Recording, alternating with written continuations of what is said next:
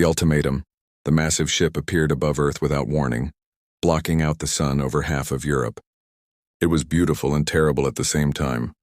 A crystalline structure that seemed to bend light around itself, creating rainbow patterns that danced across the clouds. People stopped in the streets to stare upward, some in wonder, others in fear. The ship was 3 times the size of Manhattan, and it hung there in complete silence, defying every law of physics humanity thought they understood. Admiral Elena Novak stood in the United Earth Defense Command Center, watching the alien vessel on the main screen. She was 63 years old, a veteran of the Mars colonial wars with steel-gray hair and eyes that had seen humanity at its worst and best. Around her, dozens of technicians worked frantically at their stations, trying to make sense of the readings they were getting.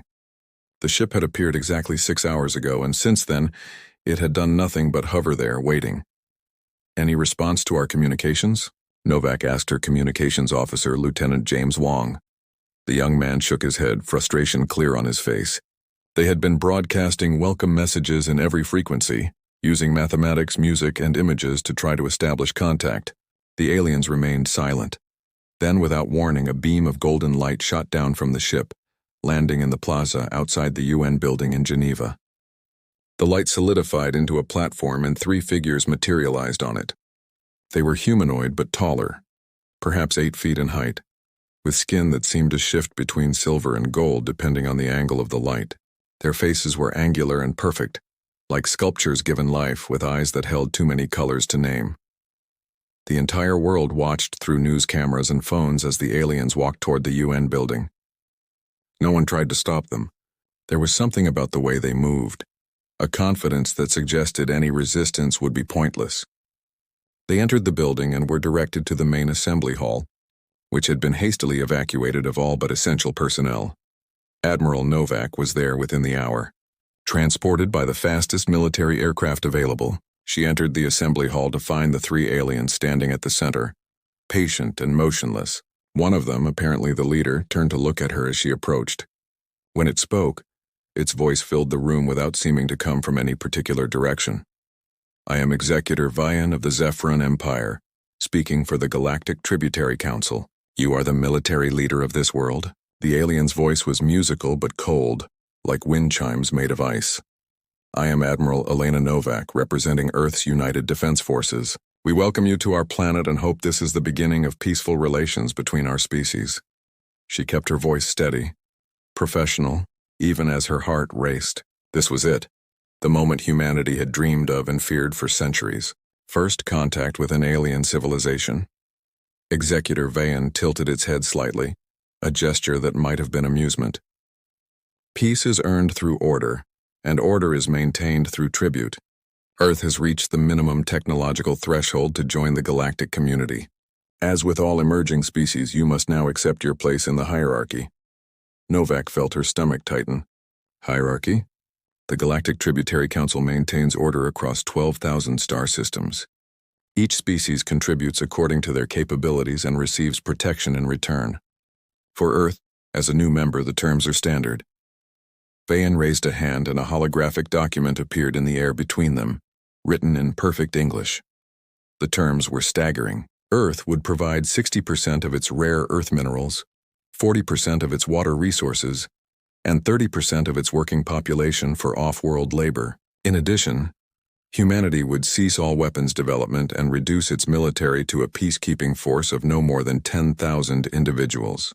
The Council would establish governance centers on Earth to ensure compliance, and human law would be subordinate to Council decrees. "This is slavery," Novak said, not bothering to hide her disgust. "This is civilization," Vian replied smoothly. "Every species in the Council has accepted these terms. Those who refuse no longer exist as independent entities. You have 7 Earth rotations to provide your answer.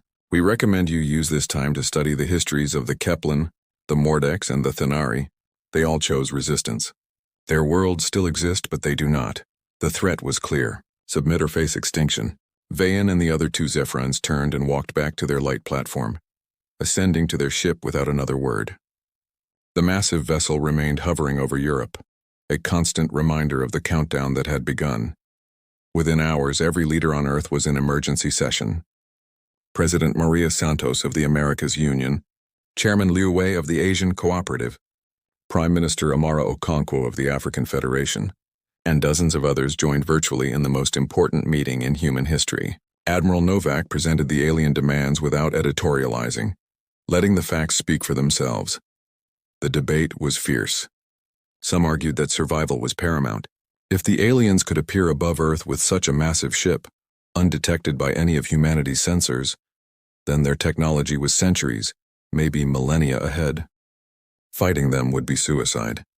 Better to accept the terms, survive, and perhaps find freedom later through diplomacy or gradual resistance. Others argued that the terms were unacceptable. 60% of rare earth minerals would cripple human technology development. 40% of water would doom billions to thirst and starvation. And 30% of the population sent off-world meant families torn apart, possibly forever. It wasn't survival.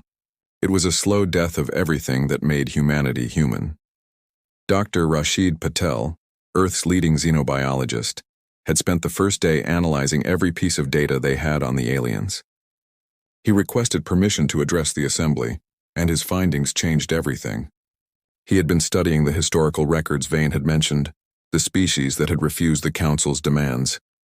Using advanced pattern analysis and quantum computing, he had found something the aliens probably didn't expect humanity to discover. The Kepler, Mordex and Thenari didn't just disappear, Patel explained, his voice shaking with excitement and fear. They evolved. Look at these energy signatures from deep space, from regions the Council claims are empty. They match theoretical models for advanced civilizations using technology we can barely conceive of. These species didn't die when they refused the Council. They transcended. The implications were staggering. The Council wasn't just demanding tribute. They were preventing species from reaching their full potential. The system was designed to keep civilizations frozen at a certain level, forever subordinate to the Zephyrin Empire and whoever else sat at the top of the hierarchy. Admiral Novak looked around the room at the faces of Earth's leaders. She saw fear, anger, hope, and determination mixing in various proportions. Finally, President Santos spoke what many were thinking. If we fight, we might die. If we submit, we'll never truly live. The question is, what does humanity choose to be? The vote was close. Closer than anyone would have liked for such a monumental decision. But in the end, humanity chose defiance. They would not accept the Council's terms. They would not become another subjugated species in a galactic empire. They would stand even if it meant they would fall. But humanity wouldn't simply wait for destruction. In the 6 days they had left, every resource was mobilized. Not for war exactly, but for survival and resistance. Underground bunkers were expanded, essential resources were hidden, and most importantly, a message was prepared. If humanity was going to refuse the Council, they would do it in a way that would echo across the galaxy. Commander Takeshi Sato was chosen as Earth's representative. He was 45, a decorated pilot and diplomat who had helped negotiate peace during the Mars conflicts.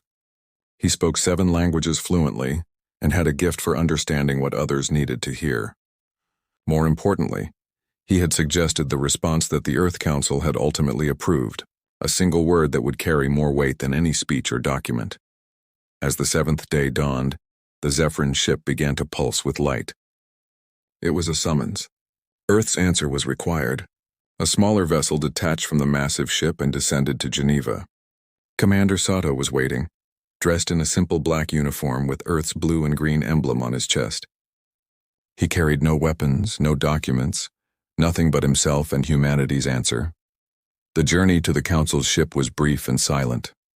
Sato was led through corridors that seemed to be made of liquid metal, constantly shifting and reforming. He saw other aliens, species he couldn't identify, all wearing collars that glowed with the same golden light as the ship's technology.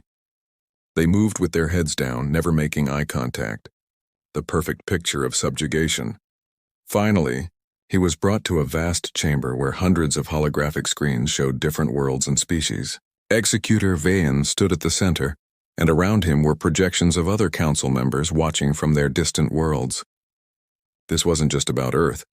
This was a show of power, a demonstration to every species in the council of what happened when worlds were given the choice. Earth has considered the council's generous offer, Sato said, his voice carrying clearly through the chamber. He could feel the weight of billions of human souls standing behind him. Their hopes and fears crystallized in this moment. Our answer requires only a single word. Vane leaned forward slightly, a gesture that might have been curiosity or anticipation. The entire chamber seemed to hold its breath, waiting for Earth to seal its fate with acceptance or defiance. The response commander Sato stood in the center of the vast chamber, surrounded by the watching eyes of 100 different species. The holographic projections flickered with barely contained interest. Many of these species hadn't witnessed a new world's induction into the Council for decades, some for centuries. They expected to see the same pattern that had played out thousands of times before. Initial defiance, then fear, then inevitable submission. Executor. Vane's expression remained unreadable, his color-shifting skin reflecting the lights of the chamber. Speak your answer, human. The Council awaits. Sato took a breath, feeling the weight of human history pressing down on his shoulders. Every war humanity had fought for freedom, every revolution against tyranny, every moment when someone stood up and said no more. It all led to this moment. He thought of his daughter, Maya, back on Earth, watching with her class in their school shelter. He thought of the farmers in Bangladesh who had sent him messages of support, the factory workers in Detroit who had painted freedom or death on their buildings, the scientists in Tokyo who had worked without sleep to prepare humanity's last desperate gambit. No. The word hung in the air like a physical thing. For a moment, there was absolute silence in the chamber. Even the constant hum of the ship's engines seemed to pause. Then chaos erupted. The holographic projections burst into frantic communication in a dozen different languages. Sato caught fragments of translation through his earpiece. Disbelief, shock, even what sounded like hope from some quarters. Several projections winked out entirely, their operators apparently too stunned or frightened to continue watching. Vane's skin shifted to a deep bronze color that Sato hadn't seen before. When he spoke, his musical voice carried an edge of something that might have been anger or perhaps confusion. You understand the consequences of this refusal? Your species will be designated for compliance enforcement. Your cities will burn. Your people will beg for the mercy of submission. We understand, Sato replied calmly.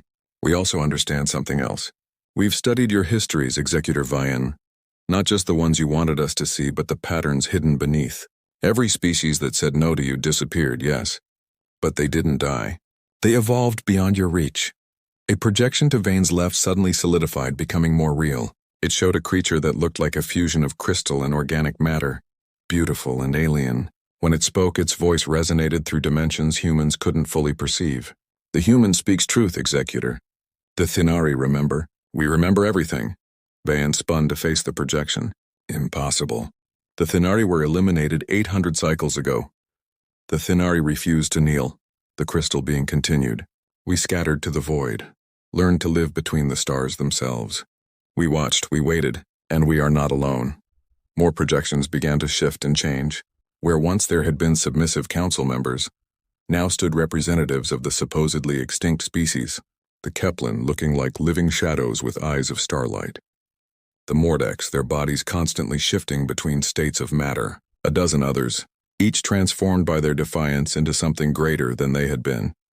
We call ourselves the Free Worlds now, the Thinari representative continued, and we've been waiting for another species with the courage to say that simple word. No. Sato felt his heart racing. This was beyond anything Earth's leaders had hoped for. They had expected to stand alone, to face extinction with dignity. But they weren't alone. They never had been. Vane's skin was cycling through colors rapidly now, a clear sign of distress. This is rebellion. The Council will crush you all. Order must be maintained. Whose order? Sato asked, stepping forward. We've learned something else in our week of research. The Zephyrin Empire hasn't always ruled the Council. You took power from another species 3,000 years ago, using the same system of tribute to weaken them until you could overthrow them, and they had taken it from another before them. This isn't about order or civilization. It's about exploitation, pure and simple. The remaining loyal Council projections were flickering uncertainly now. Many of these species had never heard this history. They had been taught that the Council was eternal, unchanging, necessary. The idea that it was simply one empire replacing another, using the same system of control, was shaking their foundational beliefs. A new voice spoke up, coming from one of the previously silent projections. It showed a small furry creature with large eyes that held surprising intelligence. The Rillan would like to change their tribute status. We also choose to say no. Another projection, this one showing an aquatic species in an environment suit. The Quellan stand with Earth and the free worlds. Our answer is no. Like dominoes falling, species after species began to declare their refusal. Not all of them. Some were too frightened, too deeply entrenched in the system to break free. But enough, more than enough to shatter the Council's appearance of invincibility. Vian raised his hand and energy crackled between his fingers. Enough! Earth will burn for this infection of chaos you've spread. Your world will be an example to any who think to defy the natural order. But before he could act, the ship shuddered. Alarms began blaring in harmonics that hurt human ears. The massive vessel that had seemed so invincible above Earth was being pulled by forces beyond normal space. The free worlds hadn't just been hiding. They had been developing technologies the Council couldn't imagine, technologies born from necessity and desperation and the brilliant spark of species fighting for survival. Your ship is being phase-shifted, the Thinari explained calmly. Removed from normal space-time. You won't be destroyed, we're not like you. But you will be isolated until the new galactic order is established. One based on cooperation, not tribute. On mutual growth, not enforced stagnation. Sato watched as Vian's perfect composure finally cracked. The executor's face showed something almost human, fear. Not of death, but of irrelevance. Of a galaxy that no longer needed or wanted the Zephyrin Empire's version of order. You don't understand, Vian said, his voice losing its musical quality and becoming something raw and desperate. Without the Council, there will be chaos, wars, destruction. Species will prey upon each other without restraint. Maybe, Sato admitted. Or maybe species will learn to work together without chains. Maybe freedom is messier than slavery, but it's also the only way to truly grow. Humanity has made that choice before, many times. We've seen what happens when people are controlled, when they're told their place is fixed and unchangeable. It leads to stagnation, resentment, and eventually revolution. Just like this one. The phase shift was accelerating now. The walls of the chamber were becoming transparent, showing the void between dimensions where the free worlds had learned to exist. It was beautiful and terrifying, a realm of pure possibility where the normal rules didn't apply. This isn't over, Vian said as his form began to fade. The Zephyrin Empire has resources you can't imagine. We will return. We'll be ready, Sato replied. But maybe by the time you find your way back, you'll have learned what we already know. True strength doesn't come from controlling others. It comes from standing together as equals. The ship completed its phase shift, disappearing from normal space. Above Earth, the sky was clear for the first time in a week. Around the galaxy, the same scene was playing out as Council enforcement ships were neutralized by the free world's technology, not destroyed but removed from play, giving the newly freed species time to find their own paths. Commander Sato was returned to Earth in a ship that seemed to be made of crystallized starlight, a gift from the Thinari. He landed in Geneva to find millions of people waiting, celebrating not just survival but the birth of a new era. President Santos was there, tears streaming down her face as she embraced him. What happens now? She asked. Sato looked up at the stars, which suddenly seemed full of possibility rather than threat. Now we learn. The free worlds have offered to share their knowledge, but only as equals. No tribute, no hierarchy, just species helping species to become what they're meant to be. In the weeks that followed, Earth was transformed. Technologies flowed freely between worlds, but more than that, ideas and art and philosophy were exchanged. Humanity learned they had something unique to offer. Their particular combination of stubbornness, creativity, and optimism was infectious. Other species began to adopt human concepts like jazz music, improvisational theater, and the beautiful chaos of democratic debate. The Rillan, those small furry creatures who had been among the first to join Earth's refusal, became particularly close allies. They shared their mastery of biological adaptation, while humans shared their gift for mechanical innovation. Together, they created hybrid technologies that neither species could have imagined alone. The transition wasn't without problems. Some former Council species struggled with freedom, having known nothing else for millennia. There were conflicts, misunderstandings, and moments when the old order seemed preferable to the messy process of building something new. But each time the memory of that single word, no, reminded them why they had chosen this path.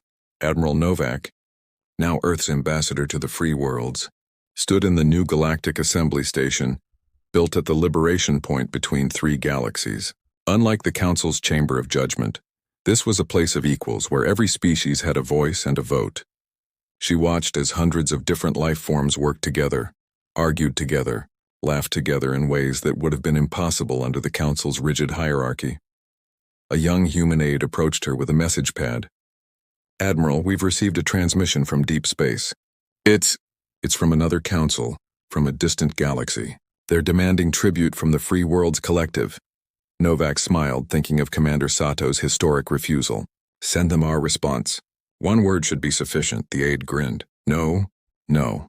The word spread through the station, through the free worlds, through space itself. It became more than just a refusal.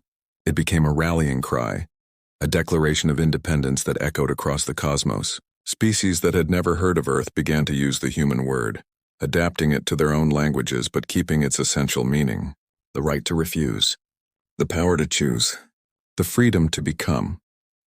In schools across Earth, children learned about the day humanity said no and changed the galaxy. They learned that sometimes the most powerful thing you can do is refuse to accept the unacceptable. They learned that one word, spoken with conviction, can shatter empires and free worlds. And in the space between stars, where the free worlds had learned to thrive, new civilizations were being born. Not through conquest or control, but through cooperation and mutual respect. The galaxy was messier now, louder, more chaotic. It was also more alive than it had been in 50,000 years. The Zephyrin Empire would return eventually, everyone knew that. But when they did, they would find not scattered, frightened worlds ready to submit, but a united galaxy that had learned the power of a single word. A galaxy that had learned to say no to tyranny, no to exploitation, no to the idea that might makes right. Humanity's refusal had indeed changed everything. Not through weapons or technology, but through the simple, stubborn insistence that freedom was worth any risk, any sacrifice. It was perhaps the most human thing they could have done. And in doing so, they had shown the galaxy what it meant to be truly alive. As Earth's sun set over Geneva, casting long shadows across the memorial erected to commemorate the day of refusal, children played in the parks while their parents looked up at stars that now held promise instead of threat. The word was inscribed on the memorial in every language of Earth and 100 alien scripts besides. Just one word, but one that had changed the course of galactic history. No, sometimes that's all it takes.